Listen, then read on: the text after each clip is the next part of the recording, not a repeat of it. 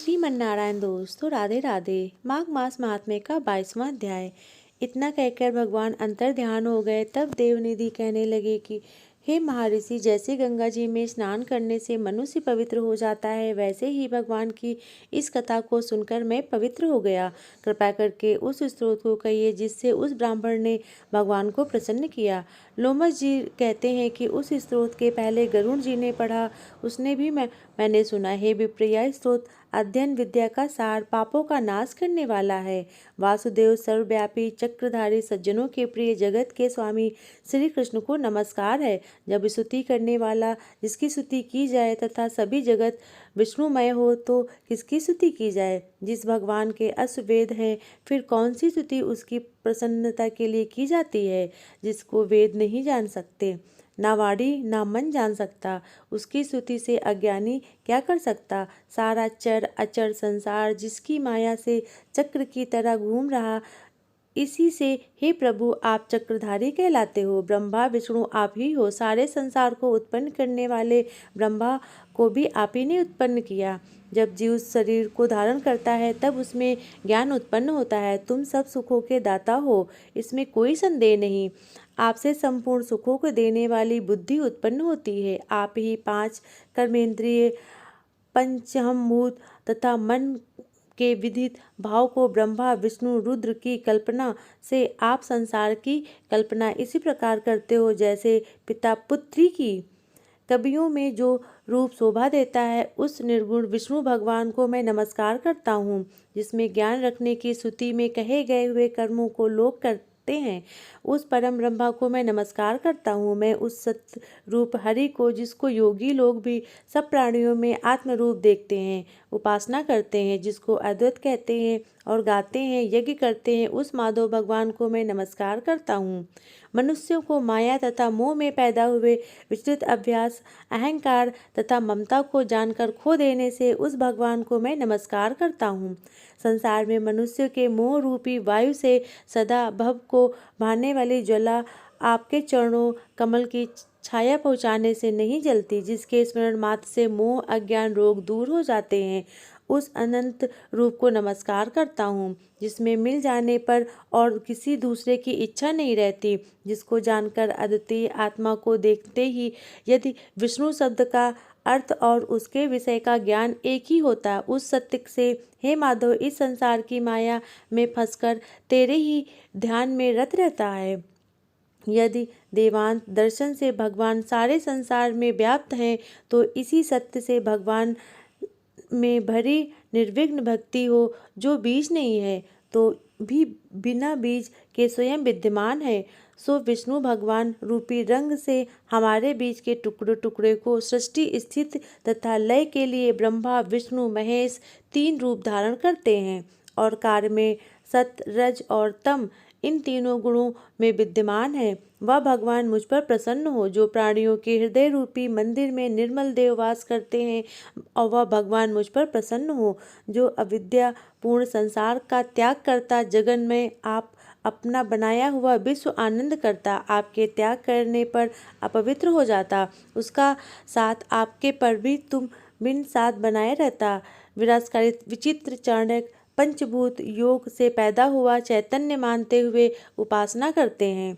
जैन लोग आपको शरीर का प्रमाण मानते हैं और सांख्यवादी तुम्ही को प्रकृति से परे पुरुष मानकर ध्यान करते हैं। जन्म इत्यादि से रहित चैतन्य रूप सदा आनंद स्वरूप उपनिषद जिनकी महिमा गाते हैं। आकाशदीप पंच महाभूत देह मन बुद्धि इंद्रिय सब कुछ तुम ही हो, तुमसे अलग और कुछ नहीं। तुम ही सब प्राणियों को उत्पन्न करने वाले हो और मुझको शरण देने वाले हो। तुम अग्नि रवि इंद्र होम मंत्र क्रिया तथा फल सब तुम ही हो। कर्म के फल देने वाले बैकुंठ में तुम्हारे सिवाय कोई नहीं। मैं तुम्हारी शरण में हूँ। सब प्राणियों के हेतु तथा उसको शरण देने वाले तुम ही हो। जैसे युवा पुरुष की युक्ति में और युक्ति की युवा की प्रीति होती है, वैसे ही मेरी प्रीति हो तुम। जो पापी भी आपको प्रणाम करता उसको यमदूत ऐसे नहीं देखते जैसे उल्लू सूर्य को। प्रत्येक पाप मनुष्य को उस समय तक ही सुख देते हैं जब तक वह आपके चरण कमलों का सहारा नहीं लेता, जिसको गुण, जाति तथा धर्म को स्पर्श नहीं कर सकते तथा गतियाँ भी स्पर्श नहीं करती, जो इंद्रियों के वशीभूत नहीं हैं, जिनका बड़े बड़े मुनि लोग साक्षात नहीं कर सकते, उन भगवान को मैं नमस्कार करता हूँ। जितने ज्ञान रूपी सुंदर गुण हैं, जिन्होंने सुख स्वरूप मोक्ष रूपी लक्ष्मी का आलिंगन किया, जिन्होंने आत्मस्वरूप भोगा हो और जिन्होंने ध्यान रूप से मृत्यु को वश में कर लिया, ऐसे मुनियों को सेवित भगवान को नमस्कार। जो जन्मादि से अलग हैं, जिन्होंने काम, क्रोध आदि दोष को नहीं देते, वह वासुदेव भगवान को मैं नमस्कार करता हूँ।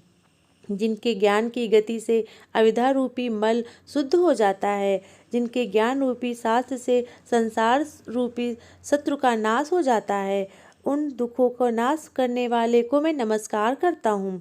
जिस प्रकार सब स्वम जलमय संसार को उत्पन्न करते हैं, उसी सत्य से भगवान मुझको दर्शन दें। इस प्रकार उसकी सच्ची भक्ति देखकर भगवान ने प्रसन्न होकर उस ब्राह्मण को दर्शन दिए और ब्राह्मण की स्तुति से प्रसन्न होकर तथा उसको वरदान देकर भगवान अंतर ध्यान हो गए और वह ब्राह्मण कृतज्ञता होकर भगवान में लीन हो गया और शिष्यों के साथ स्रोत पढ़ता हुआ तपोवन में रहने लगा। जो कोई स्रोत पढ़ता अथवा सुनता है, उसकी बुद्धि पाप में नहीं लगती और ना ही बुरा फल देता है। इसके कीर्तन से मनुष्यों की बुद्धि, मन तथा इंद्रिय स्वस्थ होती हैं। जो भक्ति पूर्वक इसके अर्थ को विचार कर उसका जप करता, वह वैष्णव पद को प्राप्त होता है। उसके सदैव पढ़ने से मनवांछित कार्य सिद्ध हो जाते हैं। मनुष्य बुद्ध पाया तथा धन, पराक्रम और चिरायु प्राप्त होता है। इसके पाठ से बुद्धि, धन, यश, कीर्ति, ज्ञान तथा धर्म बढ़ते हैं। दुष्ट ग्रहों की शांति होती है या व्याधियों व अनिष्टों को दूर करता है, दुर्गति से तारता है। इसके पढ़ने से सिंह, व्याध, चोर, भूत, देव, पिशाच और राक्षस का भय नहीं रहता। जो भगवान का पूजन करके इस स्तोत्र का पढ़ता है, वह पापों से ऐसे ही अलग रहता है जैसे जल पंख से कमल। जो इस स्रोत को 1 काल, 2 काल, 3 काल पढ़ता है, वह अच्छे फल प्राप्त करता है। जो मनुष्य प्रातःकाल इस स्रोत का पाठ करता है, वह इस लोक और परम लोक में अच्छे सुख पाता है। देवदूती का बनाया हुआ यह स्रोत भगवान को अत्यंत प्रिय है और भगवान के दर्शन करने वाला है। योग संसार नाम का यह स्रोत परम पवित्र है। जो कोई व्यक्ति भक्ति पूर्वक इसको पढ़ता है, वह विष्णु लोक को जाता है। अब पिशाच मोक्ष की कथा कहते हैं। माघ मास महात्म्य का 22वां अध्याय समाप्त। प्रेम से बोलो जय जय श्री राधे।